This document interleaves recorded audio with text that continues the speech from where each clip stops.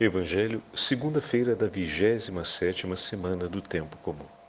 O Senhor esteja convosco, Ele está no meio de nós. Proclamação do Evangelho de Jesus Cristo, segundo São Lucas. Glória a vós, Senhor.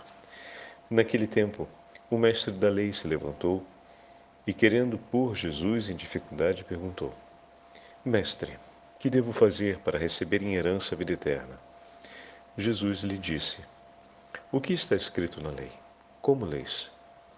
Ele então respondeu: Amarás o Senhor teu Deus de todo o teu coração e com toda a tua alma, com toda a tua força e com toda a tua inteligência, e ao teu próximo como a ti mesmo. Jesus lhe disse: Tu respondeste bem, respondeste corretamente. Faze isso e viverás. Ele, porém, querendo justificar-se, disse a Jesus: E quem é o meu próximo? Jesus respondeu: Certo homem descia de Jerusalém para Jericó e caiu nas mãos de assaltantes. Estes arrancaram-lhe tudo, espancaram-no e foram-se embora, deixando-o quase morto. Por acaso um sacerdote estava descendo por aquele caminho, viu o homem, seguiu adiante pelo outro lado. O mesmo aconteceu com o levita. Chegou ao lugar, viu o homem e seguiu adiante pelo outro lado. Mas um samaritano, que estava viajando, chegou perto dele, viu e sentiu compaixão. Aproximou-se dele e fez curativos, derramando óleo, vinho nas feridas. Depois colocou o homem em seu próprio animal e levou-o a uma pensão, onde cuidou dele. No dia seguinte, pegou 2 moedas de prata e entregou-as ao dono da pensão, recomendando: Toma conta dele. Quando eu voltar, vou pagar o que tiveres gasto a mais. E Jesus perguntou: Na tua opinião, qual dos 3 foi o próximo do homem que caiu nas mãos dos assaltantes? Ele respondeu: Aquele que usou de misericórdia para com ele. Então Jesus lhe disse: Vai e faze a mesma coisa. Palavra da salvação. Glória a vós, Senhor. Segunda-feira da 27ª semana do Tempo Comum. Em nome do Pai, do Filho e do Espírito Santo. Amém. Queridos irmãos e irmãs, a Santa Liturgia hoje nos entrega ainda a possibilidade de celebrarmos 2 memórias. A memória de São Dionísio, bispo, e seus companheiros mártires, e a memória de São João Leonardi, sacerdote. E, bom, antes de comentarmos brevemente sobre a vida desses 2 santos, vamos dar uma olhada juntos naquilo que o Senhor nos propõe hoje, através da Santa Liturgia, com o 10º capítulo do Evangelho de São Lucas. Poderíamos dizer que o Evangelho de hoje seria sintetizado na seguinte frase: Para ganhar o reino dos céus, ou seja, para participar na vida eterna, para ter a herança na vida eterna, é preciso agir com misericórdia com os nossos irmãos e irmãs. Todo aquele que tem um coração bom e misericordioso com o próximo herdará a vida eterna. São Lucas, através do diálogo entre o mestre da lei e Jesus, o mestre da lei que queria colocá-la à prova, através desse diálogo, São Lucas chama todos nós a compreendermos que tomar parte na herança da vida eterna significa unir-se a Cristo no exercício de sua misericórdia. A parábola do bom samaritano, que todos nós conhecemos, é, na verdade, a parábola que conta a nossa história. Em algum momento da nossa vida, também nós nos vimos como aquele homem à beira da estrada, quase morto. Fomos atacados por assaltantes, mas não os assaltantes físicos que podemos encontrar pelas ruas das nossas cidades, mas fomos atacados pelos assaltantes espirituais, as forças do demônio, que tentam sempre nos levar numa estrada de morte, que vem contra nós para promover a nossa perdição. E dizemos com razão, por conta de nossos pecados, terminamos por terra, quase mortos. Terminamos nas mãos desses assaltantes implacáveis, que tentam roubar tudo que nos pertence e deixar a nossa vida comprometida com a morte. Eis que naquele caminho passava um sacerdote de Israel e um levita, e vendo aquele homem, como diz o texto, quase morto, talvez tenham completado a compreensão dizendo, está morto. E vendo naquela condição, sujo provavelmente de sangue, e pior do que um animal ferido, o deixam para trás e seguem seu caminho. Poderemos dizer que eles foram gravemente indiferentes ao sofrimento daquele homem? Talvez, se disséssemos desse jeito, abriríamos, ou melhor, esconderíamos a possibilidade deles terem acreditado que aquele homem já estivesse morto. Mas uma coisa é certa, independente da possibilidade de interpretação, vendo uma pessoa numa condição como aquela, o mínimo que um coração pode provar é compaixão. Como assim, Padre Fábio? Não desçamos a compreensão se estava morto ou se estava vivo. Ver um ser humano jogado pelo chão, tratado da forma como aquele homem foi tratado, é algo que deveria mover compaixão imediata no nosso coração. Como eu posso ver meu irmão na sarjeta, com a vida completamente arruinada, destruído, quase morto, e não sentir compaixão por ele? Independente das razões, se ele fez pelas suas próprias mãos, se ele fez, ou se isso foi pelas mãos de outros que o odiaram ou que, fazendo-se amigo, deixaram ele para trás, independente do contexto que o levou àquele estado, ver um ser humano nessas condições, ou seja, às portas da morte, abandonado, é algo que deveria trazer no nosso coração grande compaixão.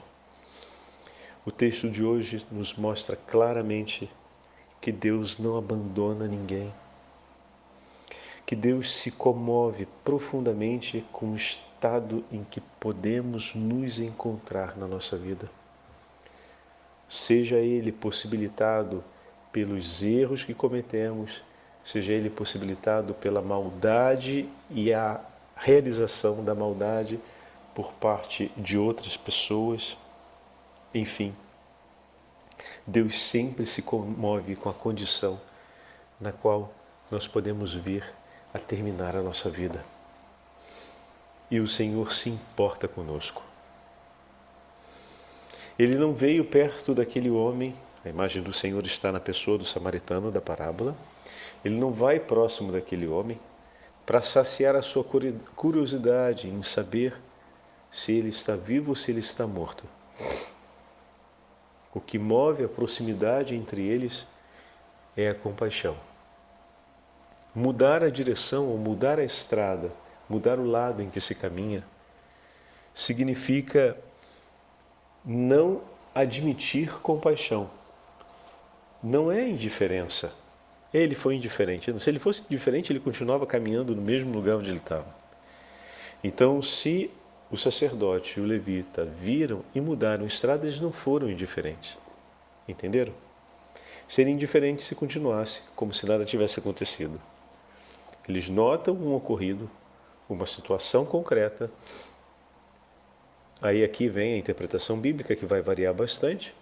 pode ser que alguns autores vão dizer que talvez tenham interpretado que aquele homem estava já morto e, por isso, por um preceito de pureza religiosa, um preceito religioso para manter a pureza e não tocar o corpo de um morto, eles mudam, né, de lugar sem saber a origem daquele morto, se ele era um filho da casa de Israel ou não, para saber. Então são todos esses preceitos da lei antiga. Ou então, se eles viram aquele homem completamente sujo de sangue, sem saber ou compreender a razão do sangue, tentaram evitar também uma eventual impureza e deixaram ele sobre a própria sorte, né? O homem não pede ajuda. Então, de certa forma, segundo a lei de Israel, nenhum nem outro, ou seja, o sacerdote e o levita, estariam obrigados a prestar uma ajuda, mas eles deveriam interpretar a situação.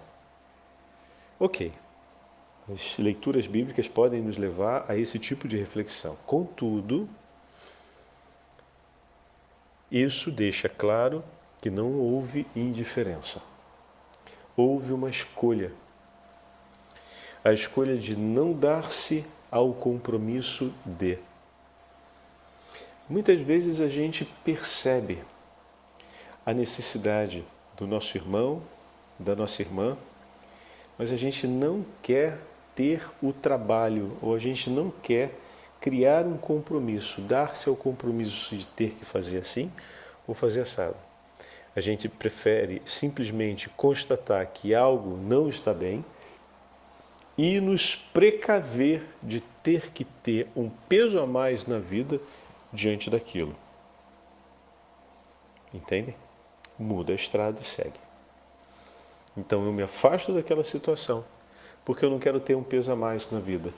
O peso de ter que cuidar, de ter que corrigir, de ter que ajudar, de ter que parar o que eu tenho para fazer, que pode ser melhor para mim, para fazer alguma coisa pelo outro, que deveria ter a obrigação, maior ou menor, de fazer por si mesmo. Isso é a falta de compaixão. Porque por mais que todas essas razões possam ser plausíveis, ou seja, ele deveria ter tido mais cuidado, ou então isso daqui deveria ser a responsabilidade de uma pessoa, tem que chamar a polícia, tem que chamar o bombeiro, naquela época não tinha, né? Tem que chamar quem de direito para cuidar disso, não sou eu que vou ter que cuidar disso. Eu tenho outros compromissos, não vou conseguir ter que parar e fazer isso tudo agora para depois continuar, eu vou acabar chegando atrasado, então não vai dar certo. É melhor que uma outra pessoa faça, eu tenho certeza que Jesus vai achar uma outra pessoa. São aqueles tipos de pensamento que nos acompanham com muita frequência, se a gente não cuida bem disso, e que retiram, que extraem completamente a compaixão, a capacidade de aproximar-se do outro que se encontra na dor. E essa é uma condição fundamental do coração do discípulo de Cristo. Porque o discípulo de Cristo é aquele que foi alcançado por Jesus enquanto o seu coração estava perdido nas dores do seu próprio pecado. E recebeu de Deus a misericórdia e o perdão de suas faltas, porque Deus sentiu compaixão de suas dores. Então, o discípulo de Jesus é aquele que conhece a compaixão porque a recebeu de Deus e entende a força redentora da misericórdia em sua vida porque foi redimido pela misericórdia. E por isso não tem dificuldade na hora de perceber o sofrimento do outro e sentir por ele compaixão. E sente urgência no coração em aproximar-se para oferecer misericórdia. Eis o ponto-chave do texto. Poderíamos dizer então que quem não conhece a compaixão de Deus não consegue viver a compaixão pelo próximo ou a vive de uma maneira muito limitada. E o limite que acaba se agravando quando a gente não exercita essa experiência da compaixão na relação com Deus, é exatamente esse limite das prioridades que falávamos ainda há pouco, né? Mas olha essa situação aqui, não é que eu seja indiferente a ela, eu estou percebendo, mas aqui é para alguém fazer alguma coisa, né? Então vamos chamar um médico, alguém que tem que fazer alguma coisa. Eu não vou fazer nada aqui que eu não sei o que fazer. Deixa aqui, deixa aí quieto, que alguém uma hora vai chegar e vai ver. Né? Agora eu estou precisando resolver uma outra coisa. Eu sei que isso que a pessoa está passando, está sentindo é muito importante, mas isso daí daqui a pouco vai aparecer alguém, porque não é possível que fique desse jeito, e começa todo aquele discurso que a gente já sabe, discursos de explicação de quem é o culpado por isso ou por aquilo. Quando, na verdade, Deus, quando vem ao nosso encontro, não é que primeiro faz, peraí, vamos lá. Me explica quem é o culpado dessa situação que você está. Ele não faz isso, ele não faz uma cariação de fatos. Ele não te coloca diante da situação para que você declare quem foi o culpado, ou até onde você foi culpado, até onde você não foi culpado, para depois ele decidir o que ele vai fazer. Ele sente compaixão da nossa condição. Tenha se formado ela como se tenha formado, ele não vai entrar nesse mérito. O Senhor sente compaixão de nós porque Ele conhece o peso que está sobre nós. Ou seja, pegando a imagem lá do profeta, a força do machado que se levanta sobre as nossas cabeças. É uma palavra forte, né? O machado já está apoiado sobre a raiz da árvore para cortá-la. Então o Senhor sente compaixão da situação em que nos encontramos e da consequência daquela situação que talvez nós nem tenhamos clareza ainda do quão grandes são as consequências. Ele sente compaixão. Ele está ali. Ele está ali por nós. Não para primeiro perguntar como foi, para depois saber como ele vai fazer. Ele está ali por nós. Ele se comove da nossa condição. Peçamos hoje, queridos irmãos e irmãs, essa graça ao Senhor, de termos um coração que saiba constantemente fazer memória do amor e da compaixão que o Senhor tem e teve por nós.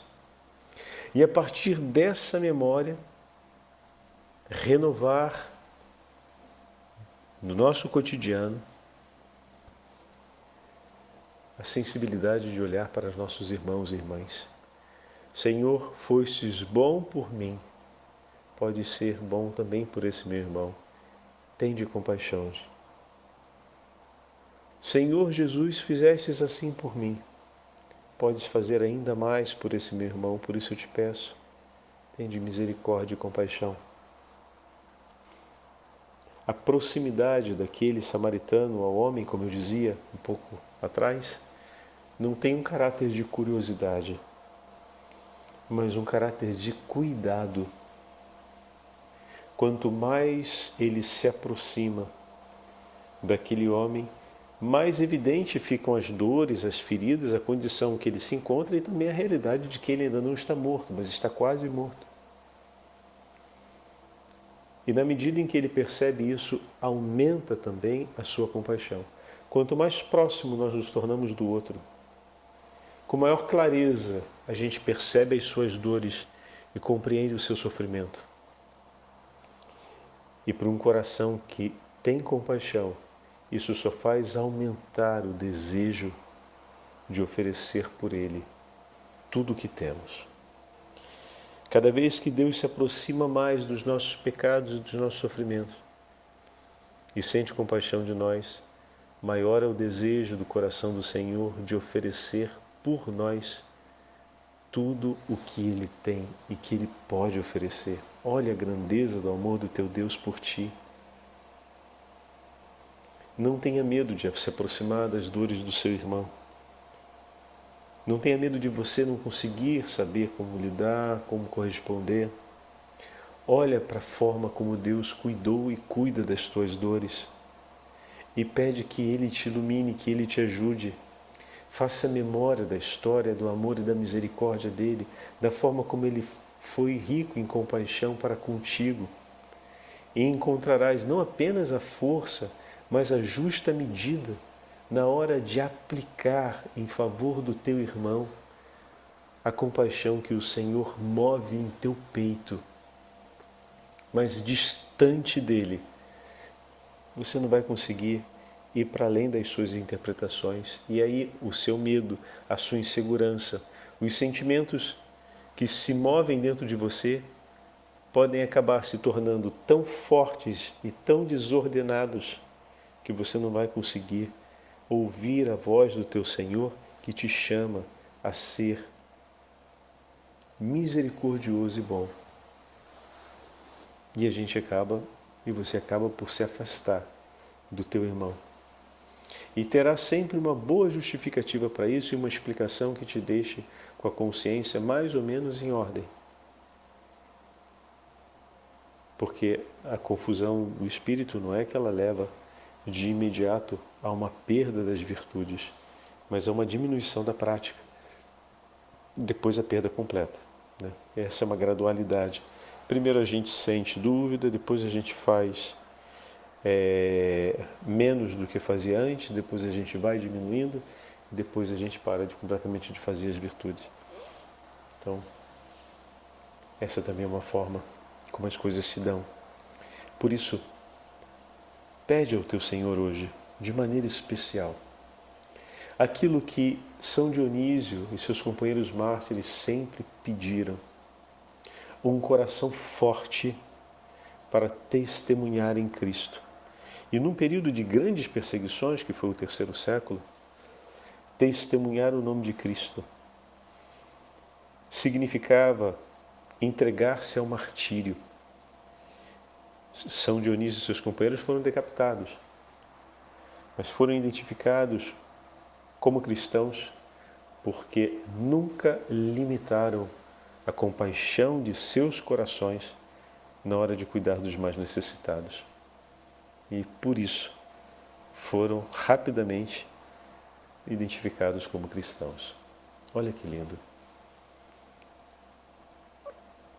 Da mesma forma, São João Leonardi, quando deixa sua vida profissional, sua carreira como farmacêutico e segue o caminho do sacerdócio e se entrega em um momento difícil em que a Igreja, com a reforma luterana, perseguia severamente, matava os sacerdotes, expulsava eles das regiões, ele teve a coragem de unir um grupo de sacerdotes para que se consagrassem à Mãe de Deus e pudessem dessa forma, em meio aos contextos tão terríveis da Reforma Protestante, pudessem permanecer anunciando a fé, celebrando os sacramentos e retirando o povo de Deus de um caminho de confusão. E por isso sofreram duríssimas perseguições, de muitos modos e maneiras, mas em todas elas agiram com compaixão. E em nenhum momento pagaram com a mesma moeda ou abandonaram o gesto de misericórdia, até mesmo com aqueles que os caluniavam, perseguiam, difamavam. E dessa forma, perseveraram unidos a Cristo, deixaram no mundo um testemunho da grande compaixão do coração de Jesus pelos homens quando se encontram no pecado. Eles, nas dores que viveram, foram os primeiros a anunciar que o Senhor não nos abandona, mas vem ao nosso encontro. Aqueles que se tornaram perseguidores da fé católica, aqueles que se tornaram perseguidores dos sacramentos, aqueles que se tornaram perseguidores da presença de Cristo vivo na Igreja, foram alcançados pela compaixão do Senhor, que conduziu e sustentou o coração desses homens a testemunharem diante deles uma misericórdia infinita. Quantos foram aqueles que abandonaram o caminho da heresia e o afastamento da fé verdadeira e voltaram depois dos caminhos da Igreja Luterana para a verdadeira fé cristã católica, aquela que veio da tradição, da transmissão dos apóstolos, a gente não pode ignorar. Na igreja estão completos todos os mistérios de Deus revelados e entregues a nós. Então ali está tudo. Em qualquer outra realidade cristã poderemos encontrar uma parte, mas apenas na Igreja Católica Apostólica Romana está tudo, está completo. E o nosso Deus, que é bom e misericordioso, não entregou aos seus filhos a oportunidade de viver em uma parte, mas Ele quer sempre nos levar à vida plena. Bendito seja Deus pela vida de São Leonardo, São João Leonardi e seus companheiros clérigos regulares da Santa Mãe de Deus, porque chamaram por um caminho de compaixão e misericórdia centenas e milhares, e ainda chamam, de homens e mulheres a viverem a plenitude da fé cristã católica, a plenitude da fé transmitida por Cristo aos apóstolos, em todos os seus bens espirituais e em todas as graças que o Senhor concede mediante essa fé. Rezemos de maneira significativa nesse mês das missões, a fim de que o nome de Jesus seja conhecido e o número daqueles que abraçam a fé cristã, católica, apostólica, romana aumente sempre mais e exponencialmente. O Senhor esteja convosco, Ele está no meio de nós. Pela intercessão da Beatíssima Virgem Maria, pela intercessão de São Miguel e pela intercessão dos nossos santos mártires, de São João Leonardi e seus companheiros sacerdotes, abençoe-vos o Deus Todo-Poderoso, Pai, Filho, Espírito Santo. Amém.